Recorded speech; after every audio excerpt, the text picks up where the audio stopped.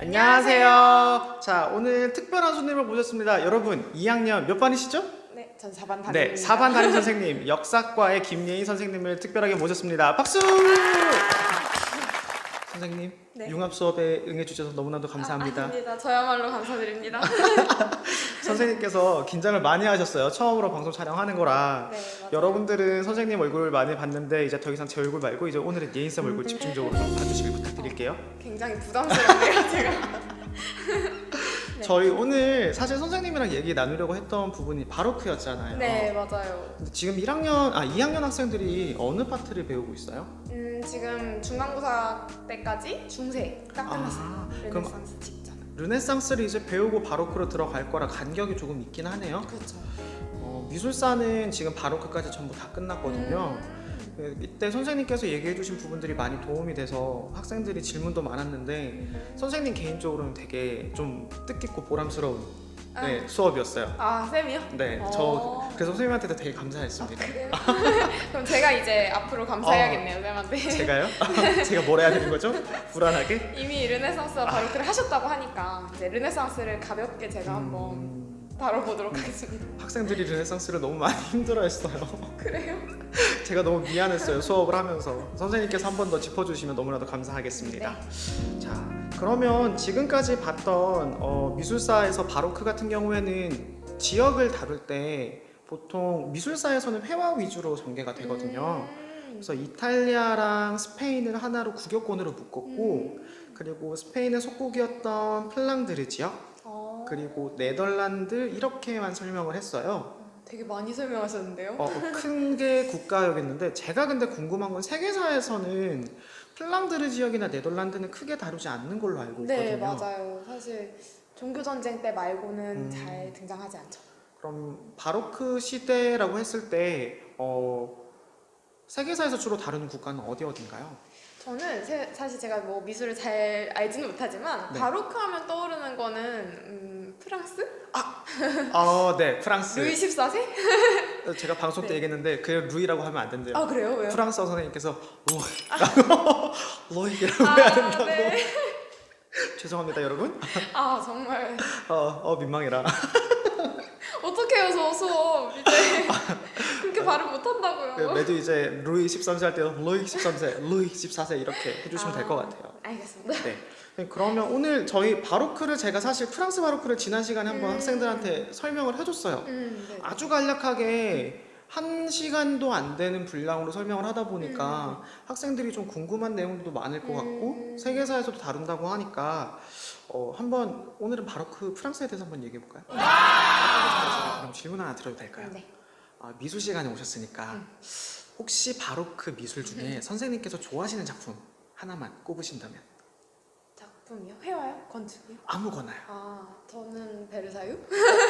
베르사유 궁전? 가보셨어요 혹시 직접? 안타깝게 아직 선생님 저도 못 가봤어요. 나중에 학생들이 수학여행을 꼭 유럽으로 갈 수 있기를 바라면서 그럼 진짜 좋겠네요. 선생님 베르사유 궁전 좋아하신다고 하시니까 조금 이따 저희가 얘기를 한번 더 해보면 될 것 같아요. 그럼 선생님께서 그 당시 바로크라는 시대에 대해서 좀 간략하게 설명을 좀 해주시면 제가 미술사에 대한 설명을 한번 해볼까요? 네. 그러면 잠시 역사 시간으로 돌아가서 네. 선생님 바로크 시대가 바로크 미술이 발달했던 시대가 어느 시대인지 혹시 아세요? 시기적으로는 매너리즘이 끝난 직후라서 1600년대부터 1700년대로 알고 있어요. 네, 맞아요. 약 16세기부터 18세기까지를 역사에서는 절대왕정 시대라고 해요. 네. 들어보셨죠? 네, absolute monarchy. 맞아요. 잘 알고 계시네요. 네, 절대왕정 시기라고 하는데요. 절대왕정이 어떤 시기였을까요, 선생님? 절대왕정, 제가 아는 부분에서는 절대적인 왕의 권위라고 얘기를 해서 왕권 신수설까지는 기억을 해요. 오, 많이 기억하시는데요? 제가 그거 수능 강의했었거든요. 이전 그래요? 학교에서. 그래서 왕권 신수설에서 왕의 권한을 신이 주는 거다? 네, 그렇게까지는 기억을 하는데 나머지는 잘 기억이 안 나요. 네, 그것만 아셔도 충분합니다. 감사합니다. 네, 절대왕정은 쉽게 그냥 말 풀면 왕이 군주가 절대적인 권한을 행사하는 그런 정치 형태를 얘기하고요. 네, 선생님 혹시 중세하면 어떤 이미지가 떠오르세요? 중세는 1000년 동안 암흑기, 신중심. 맞아요. 신앙의 시대였죠. 네. 또 그리고 정치적으로. 정치적으로는 그 로마와 그다음에 프랑크 왕국이 생겼다. 꽤 자세히 하시는데요? 그게 게르만 민족이 쳐내려와서 프랑크 왕국이 세 개로 나뉘는가? 네 개로 나뉘죠. 맞아요. 그때 그게 프랑스, 이탈리아, 독일의 기원을 이룬다까지 네, 맞아요. 기억하고 있습니다. 네, 그렇게 중세 유럽은 되게 분열된 시기였고 네. 지방 분권화된 그런 특징을 가지고 있어요. 여러분 기억하시나요? 아, 그래서 교황의 힘이 훨씬 세고 제후의 힘은 약하고. 제후와 교황의 힘이 세고. 제후와 교황의 힘이 세고 지방은 좀 많이 흩어져 있었다. 네, 맞아요. 하나의 단일한 힘이 있는 건 아니었네요. 그렇죠. 아하. 근데 이제 이 2학년 친구들이 중간고사 거의 마지막 부분에 배운 시기 14, 15세기부터 왕권이 점점 성장을 하게 됩니다. 저 그 시기는 얘기할 수 있어요. 맞아요. 르네상스 시기로 들어가는.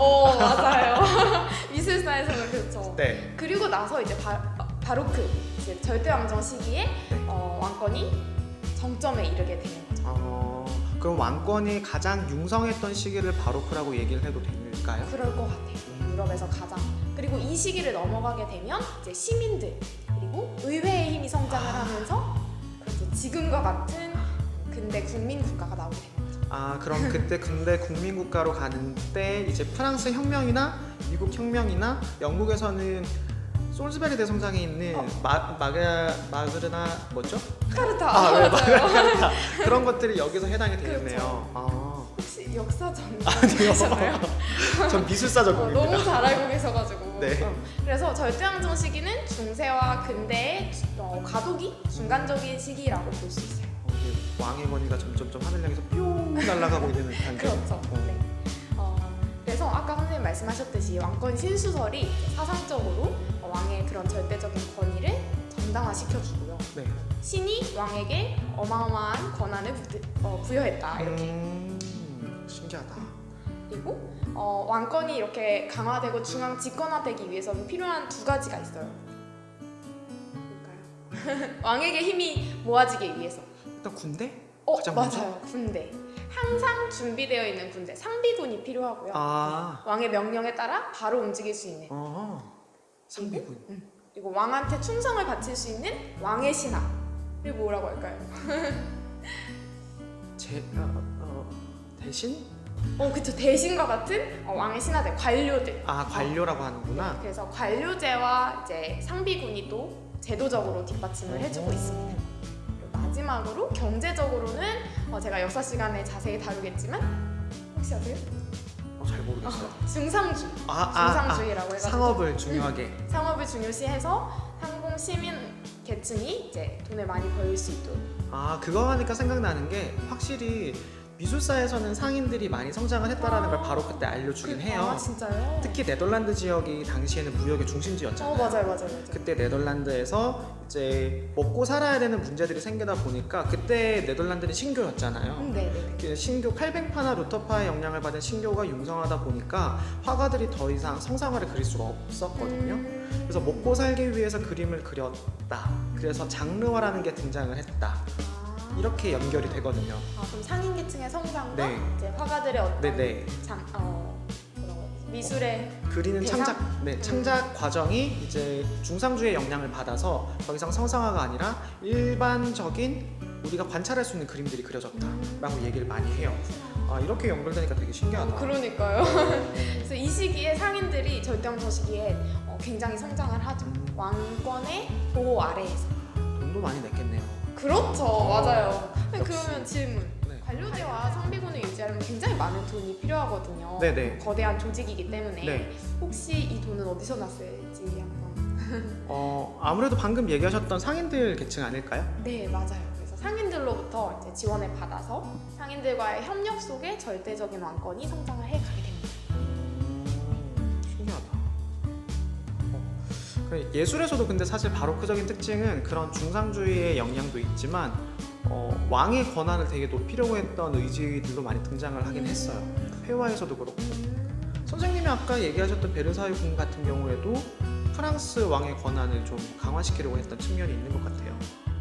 그러면 이 시기에 예술이 어떤 문화적인 도구로서 그런 절대 왕권을 뒷받침해줬다는 말씀이신가요? 그렇죠. 왕의 권한을 조금 상징해줄 수 있는 것들을 많이 그렸는데 사실 이게 신기한 게 회화에서는요. 네. 회화는 밑에 이탈리아 지역이랑 스페인은 교황의 힘이 굉장히 커가지고 그 사람들을 대변할 수 있는 성상화가 주로 많이 그려졌었고요. 스페인에서는 그 절대 왕족으로 성장해가는 과정에 무적함대였잖아요. 네, 스페인의 맞아요, 별명이. 맞아요. 그래서 스페인의 왕권에 있는 황제의 그림을 좀 그리긴 했지만 엄청나게 왕의 권한을 강화시켰다 이런 그림들은 그렇게 많지는 않았어요.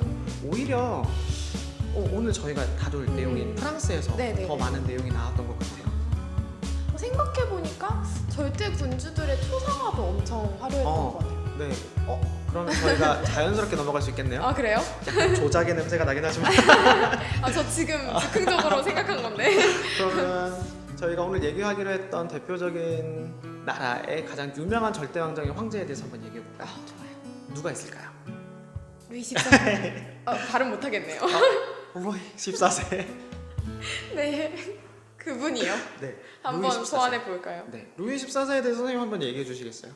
루이 14세는 일단 프랑스의 절대 왕정을 이끌었던 네. 최전성기를 이끌었던 군주죠. 네. 제가 보니까 그 루이 14세의 재위 기간하고 네. 바로크 예술의 전성기가 일치하더라고요. 거의.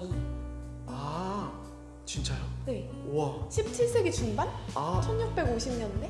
그렇구나. 아닌가요? 제가 잘못 아니 알고 저는 그 왕의 그 즉위했던 그 기간은 제가 잘 몰라요. 아, 네네. 생각을 잘 못 하고 있었는데 그렇게 되는구나. 찾아보다가 저도 너무 일치해서 신기하네라고 생각을 했어요. 네. 그래서 루이 14세는 프랑스의 절대 군주 대표적인 왕입니다.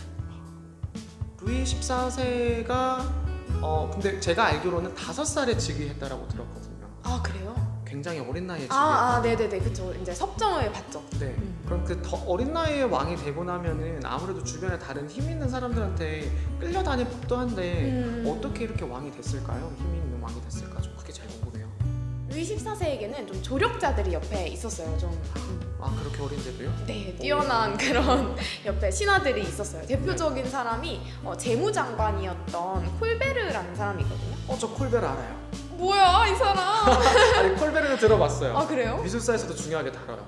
진짜요? 그럼 그 콜베르라는 사람이 루이 14세의 조력자였어요? 네, 그 사람이 이제 중상주의 정책, 프랑스의 힘을 강력하게 해줬던, 재정을 넉넉하게 해줬던 중상주의 정책을 이끌었던 사람이에요. 아무래도 재무장관이니까 그랬을 것 그쵸. 같아요. 네. 네. 근데 미술사에서는 어떻게? 이 사람이 나중에 그 르브랭이라는 사람을 네. 르브랭이라는 네네. 르브랭이라는 사람을 섭외를 네. 하거든요. 그래서 이 르브랭이라는 사람이 왕을 위한 미술을 제작할 수 있는 프랑스 아카데미를 개원해요. 그러니까 왕의 권위를 최대한 높여줄 수 있는 미술을 전문적으로 교육시켰던 아이디어가 르브랭이랑 콜베르의 머리에서 나온 거예요. 진짜요? 네, 그래서 제 이전 시간 학생들한테 한번 얘기해서 기억은 하실 것 같은데 미술을 하면 프랑스로 가야 된다라는 말이 그래서 이때쯤 나온 걸로 알고 있어요. 이때부터예요? 네네. 그 전까지는 사실 미술의 중심지가 로마였거든요. 그렇구나. 그럼 콜베르라는 사람이 되게 예술적으로도 국가 경제적으로도 엄청난 숨은 공신이었네요. 네, 그렇죠. 콜베르가 그렇게 중상주의자들을 지원을 했고 그리고 많은 것들을 이뤘네요. 이루어냈던 거죠. 그렇죠. 그럼 루이 14세 때 있었던 정책들은 앞서 설명해 주셨던 그런 정책들과 똑같나요? 어떤 정책? 관료제나 상비군 이런 네. 일단 관료제와 상비군은 굉장히 아까 얘기했던 그런 중상주의 정책과 함께 이루어 나가게 되고요. 그래서 네. 절대 왕정의 체제를 네. 유럽에서 가장 모범적인 전형적인 절대 왕정 체제를 구축하게 돼요. 루이 14세 때. 전 그럼 루이 14세 때 예술에 대해서 얘기 드리겠습니다. 네. 해주세요. 루이 14세 때 예술 아까 예인쌤 얘기해 주셨던 그 베르사유 궁전이 대표적이긴 한데 이 베르사유 궁전 같은 경우에는 사실 루이 14세가 만든 건 아니에요.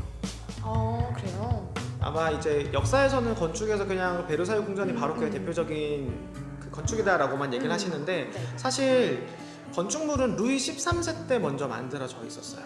진짜요? 루이 13세 때 처음 만들어졌다가 이거의 별장이었는데 이걸 증축한 것으로 알고 있거든요.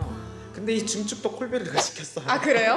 콜베르 없이는 이제 프랑스 절대 왕정을 설명할 수 네. 없겠네요. 그래서 학생들한테 얘기할 때도 프랑스 같은 경우에는 다른 지역이랑 다르게 건축을 중심으로 이제 성장을 했고 이 건축 양식을 따라하는 나라들도 좀 많았다고 알고 있어요. 맞아요. 대표적인 게 있나요? 네, 프로이센. 프로이센? 네, 혹시 아세요, 프로이센? 프로이센 국가는 알죠? 네. 국가는 아는데 거기 뭐 지금 어느 국가? 독일. 맞아요. 독일의 전신이 되는 프로이센에 네. 베르사유 궁전에 모방한 궁전이 하나 있습니다. 왜 기억이 안 나지?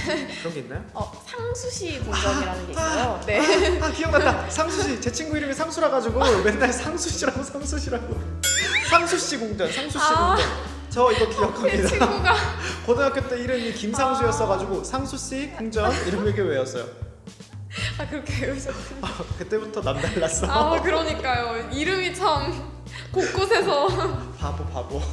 그냥 못 외워. 아니에요. 쌤 혹시 상수시 뜻이 뭔지 아세요? 그건 모르겠는데요.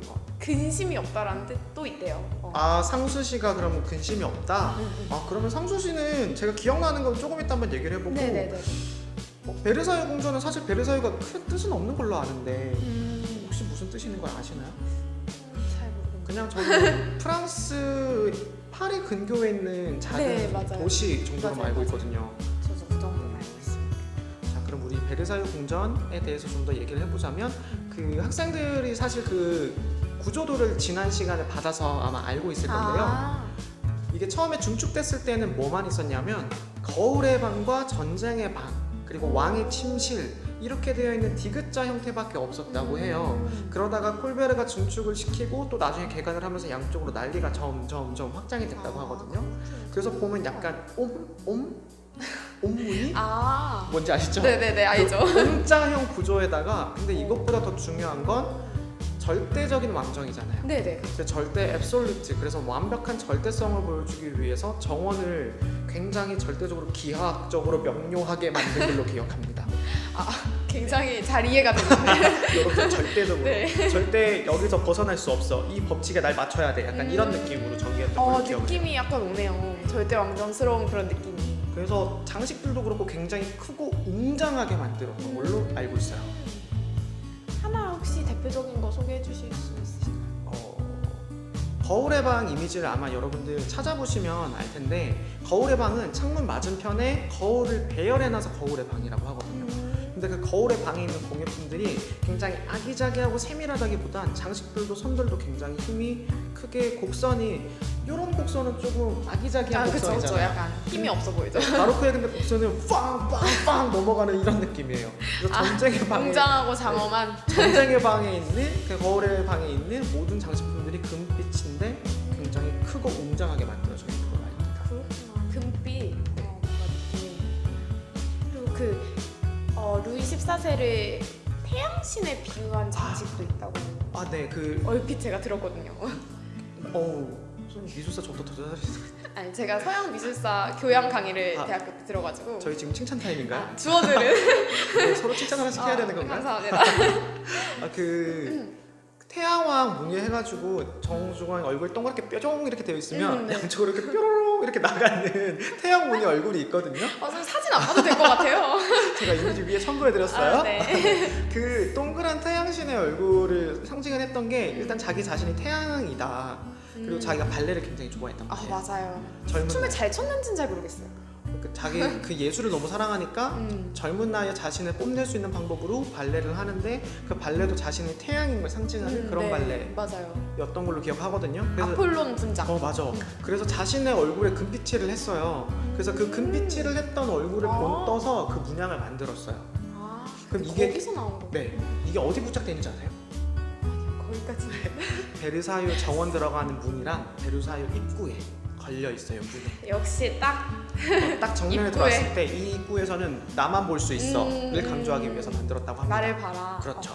네, 절대 군주의 그런 위엄과 그런 것들이 정말 정문에서부터 느껴질 것 같네요. 네, 힘이 입방에서 굉장히 빠방빠방한 힘이 느껴지게 만들었었죠. 진짜 나중에 한번 찾아보겠습니다. 네. 가서. 베르사유 궁전의 장식적인 특징은 좀 이런 것들이 있어요. 그 거울의 방 네. 있잖아요. 네. 예술적으로도 굉장히 의미가 있을 것 같은데요. 네. 역사적으로도 꽤 의미가 있는 곳이에요. 역사적으로요? 네네. 어떤 혹시- 거요? 네, 그 거울의 방은 프랑스의 치욕과 프랑스의 복수의 경험이 공존하는 그런 장소입니다. 역사적으로. 저는 거기 예쁜 거밖에 아, 그래요? 몰라서 미술 선생이라 예쁜 거 말고 관심이 없어요. 죄송해요. 아니에요.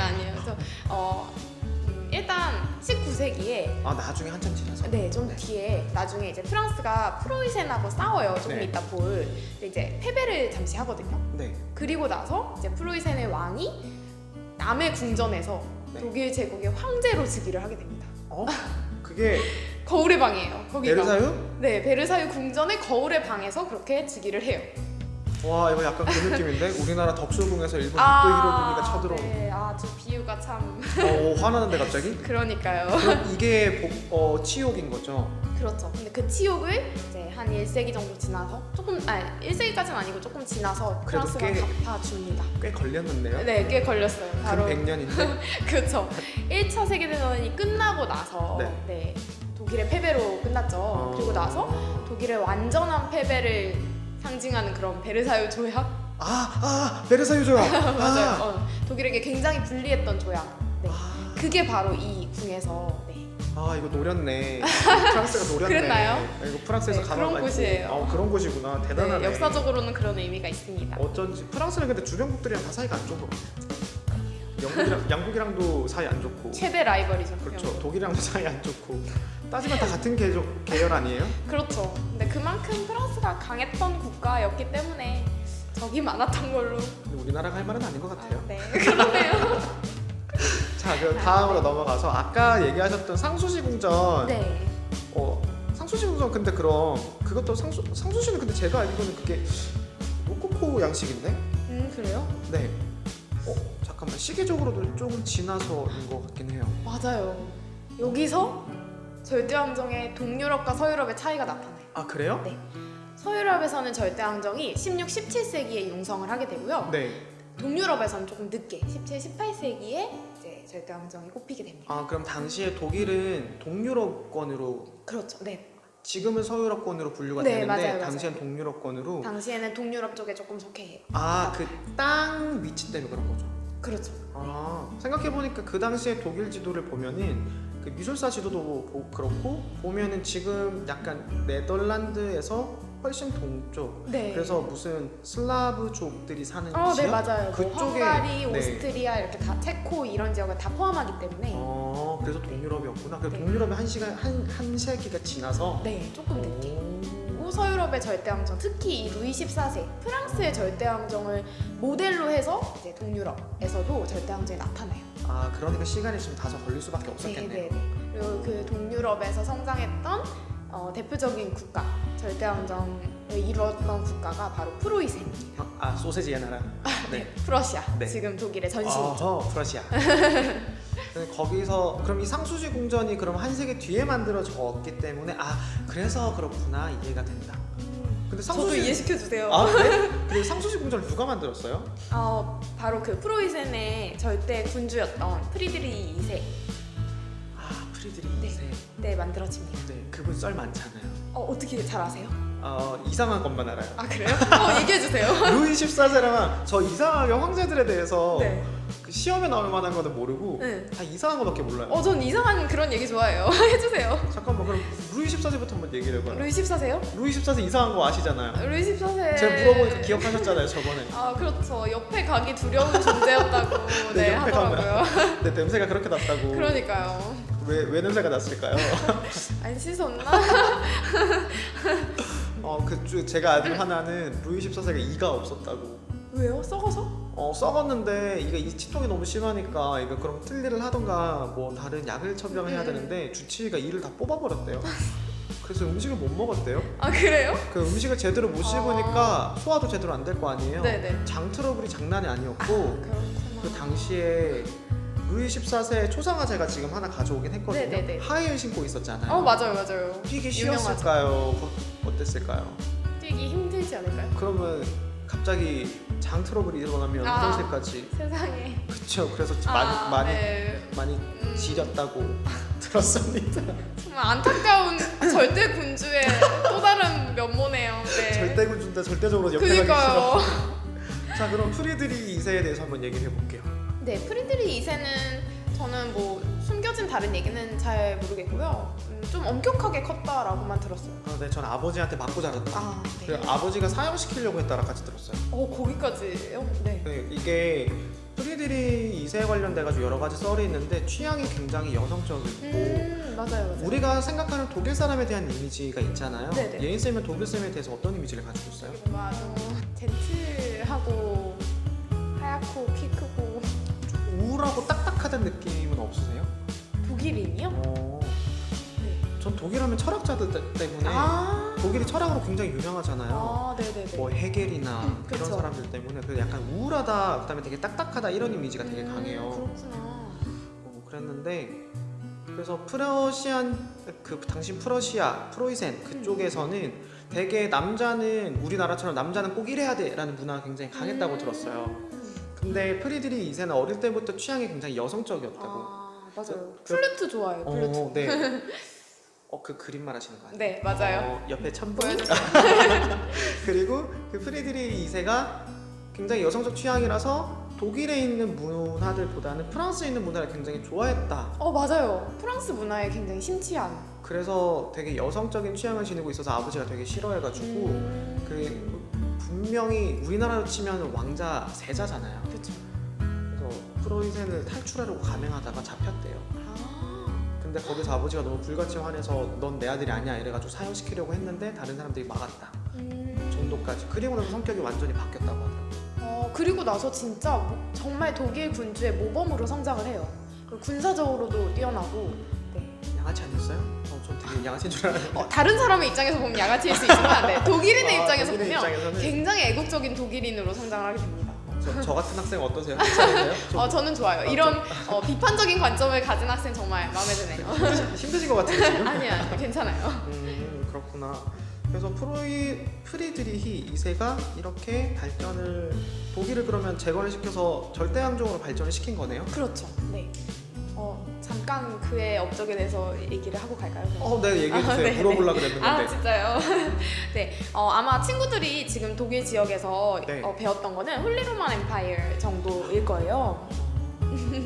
뭔지 네. 모르겠지만. 네, 신성로마 제국이라는 네. 건데요. 네, 그때 이제 막 분열되어 있는 이 시기에 프로이센이라는 국가가 조금씩 성장을 해서 독일 지역을 통합하게 되죠. 그 발판을 마련했던 사람이 바로 이제 프리드리 2세가 되고요. 이 사람이 이제 아까 절대왕정에 제가 주요한 두 가지 제도? 네. 뭐라 했죠? 상비군과 관료제. 그렇죠. 네, 서유럽을 모방해서 이제 상비군과 관료제 튼튼한 기반을 마련하게 됩니다. 이 사람이. 그리고 절대 군주답게 영토 팽창도 과감하게 시도를 하죠. 오스트리아를 점령하려고 했었죠. 맞아요. 네, 당시 이제 프로이센의 라이벌, 같은 비슷한 지역에서 성장한 두 라이벌, 그죠? 오스트리아. 오스트리아가 그래서 지금도 독일어를 쓰죠. 네. 이게 문화권으로 많이 엮이네요. 같이 이제 문화권으로 있다가 이제 두 국가가 이제 강력한 라이벌로 성장을 하고 결국에 이제 프로이센 중심으로 통일이 됐죠. 함부르크 가문이 그럼 오스트리아인가요? 맞아요. 합스부르크. 합스부르크. 합스부르크가 그럼 오스트리아, 그다음 프로이센이 독일 이렇게 좀 생각하면 편하겠네요. 네, 그렇게 생각하면 조금 부분이 되실까요? 그래서 이제 오스트리아의 어떤 제가 역사 시간에는 좀 더 자세히 배우겠지만 슐레지엔이라는 땅을 차지하게 돼요. 네, 저 이거 기억나요. 제가 아까 양아치라 그런 게 이것 때문이에요. 그래요? 그럼 한번 들어볼까요? 네, 그 슐레지엔 지역에 그 오스트리아에 사실 여왕이 즉위를 한 건데 네, 맞아요. 지금까지 오스트리아엔 여왕이 없었고 주변 국가에서도 영국을 제외하면은 여왕이 없었는데 어디 감히 여자가 이렇게 된 걸로 알고 있거든요. 맞아요. 그래서 다른 지역에서 침략한다 이랬는데 프리드리히가 진짜 일부러 그런 건지 모르겠지만 되게 야같더라고요. 슐레지엔 땅 주면 침략 안 할게 라고 편지 보냈다면서요. 맞아요. 열받아가지고 오스트리아의 감정을 이입을 해주네요. 그래서 열받아가지고 그 오스트리아 지역에서 전쟁을 일으켰다고. 네, 엄청 싸워요. 그래서 둘 간의 전쟁이 싸움이 크게 벌어지고 거기에 이제 영국, 프랑스가 각각 이제 오스트리아 프로이센 편을 들죠. 결국에 이때 프리드리히가 이기게 되죠. 그렇죠. 그러면서 프로이센이 이제 절대 군주로서 절대 왕정으로 이제 점점 성장해 갑니다. 그러면서 이제 상수지 궁전을 만든 거구나. 그렇죠. 이해가 됐어요. 지금 상수지 궁전은 저보다 선생님이 먼저 얘기해 주셨으니까 간단하게 하나만 얘기를 해주실래요? 상수지 궁전이요? 네. 제가 알고 있는 거요? 네네. 서유럽의 절대 왕정을 모방했던 만큼 궁전도 이제 베르사유 궁전을 많이 모방해서 만들었다고 알고 있고요. 양식적인 면은 잘 모르겠는데 되게 제가 봤을 때 사진으로 봤을 때는 엄청 예쁘다는 생각이 들었어요. 그러니까 베르사유 궁전하고는 조금 다른 느낌이긴 했거든요. 맞아요. 양식적으로 그냥- 잘 표현하셨네요. 아니요, 그냥 저의 느낌입니다. 아무것도 모르는 사람의 아까 예인쌤 바로크라 그랬을 때 이 곡선을 무슨 곡선이라 그랬죠? 곡선이요. 네, 이렇게 돼 있으면 되게 세심이라고 네네네, 예쁜 곡선인데 맞아요. 이거는 빡 이렇게 되어 아, 있어요. 맞아요. 무슨 곡선이라고 아까 얘기해 주셨던 것 같은데? 웅장하고 장엄한? 아, 네. 그게 바로크의 베르사유의 특징이었으면 네. 상수시는 한 세기가 지나고 나서 당시의 프랑스는 바로크에서 로코코라는 시기로 변해요. 네. 여러분들이 로코코까지는 배우지 않았지만 간단하게 얘기를 드리면 바로크가 조금 더 크고 웅장하고 남성적이고 절대왕정주의였다면 루이 15세가 죽어요. 14세, 15세가 죽고 나서 왕권의 힘이 굉장히 떨어지게 되고 귀족에게 왕권 그 힘이 확 올라가거든요. 프랑스가. 그럼 이 귀족적인 취향에 굉장히 세밀하고 장식적인 스타일이 바로 로코코예요. 그 로코코 스타일의 그 장식물을 건축물에다가 적용을 한 게 상스시인데 그래서 우리가 아까 로코코라고 했잖아요. 네네. 재밌는 건 여기에 있는 정원은 저희가 이미지 위에 첨부해 드릴 건데 상수시의 정원은 루이 14세의 절대왕정을 그대로 따와서 완벽한 절대 기하학적인 명료성이 드러나는 네. 정원을 만들고 네. 건축물은 생각보다 좀 작아요. 별장용으로 만든 걸로 알고 아, 있거든요. 그래요? 아까 사진으로는 되게 커 보였는데 아니요. 루이 13세의 별장으로 베르사유 궁이 있었던 것처럼 네. 별궁이었다 보니까 좀 작게 만들었어요. 원래 목적이 아니었기 때문에. 그래서 사이즈가 조금 작고 대신에 장식적인 부분이 바로크처럼 크지 않으니까 건축의 겉면은 되게 단아한데 중간중간 돔이나 2층의 지붕 장식이나 이런 것들이 굉장히 화려해요. 맞아요. 그런 부분들이 그게 예뻤어요. 네, 그게 되게 아기자기하고 오밀조밀한 거. 네네, 딱 제 그런 게- 취향이에요. 네, 그게 바로 상수시 궁전의 특징이었죠. 그렇구나. 아, 약간 되게 시기가 걸쳐 있고 네. 서로의 그런 영향 관계가 그런 식으로 조금 이렇게 혼합돼서 독일에서 나타나는 시기적으로 약 그런 날아가는 것 같아요. 여러분 나중에 세계사 시간 때 이거 복습해서 보면 되게 도움 많이 되겠는데요. 그러게요. 그러니까 이렇게 참 역사와 미술은 밀접한 관련이 네, 있죠. 밀접 관련이 있죠. 로코코는 저는 그냥 궁전 양식으로까지는 잘 몰랐고 그냥 굉장히 화려한 귀족들을 그린 그런 귀족들의 생활을 그린 회화 정도만 알고 있었어요. 진짜 신기하다. 재밌네요. 선생님 그러면 오늘 거의 저희가 수업에서 다뤄야 될 내용들은 다 다른 거죠? 그런 것 같아요. 그러면 제가 하나만 더 얘기해도 될까요? 네. 프리드리에 대한 썰을 아까 하나 아, 네, 얘기한 것 해주세요. 같아요. 여러분 제가 예인쌤한테 물어봐야겠다. 일단 이거부터 분명히 채식인데 먹으면 육식처럼 느껴지는 음식이 있어요. 채식인데 먹으면 육식이요? 네, 분명히 채식이에요. 근데 먹으면 육식 같아요. 죄책감 들어요. 그래요? 포만감이 그렇게 느껴진다는 건가요? 포만감도 그렇고 열량도 그렇고. 고구마? 고구마 아니에요. 나 고구마. 배고플 때 고구마 먹는데. 살 빼세요? 아니요. 고구마 친구.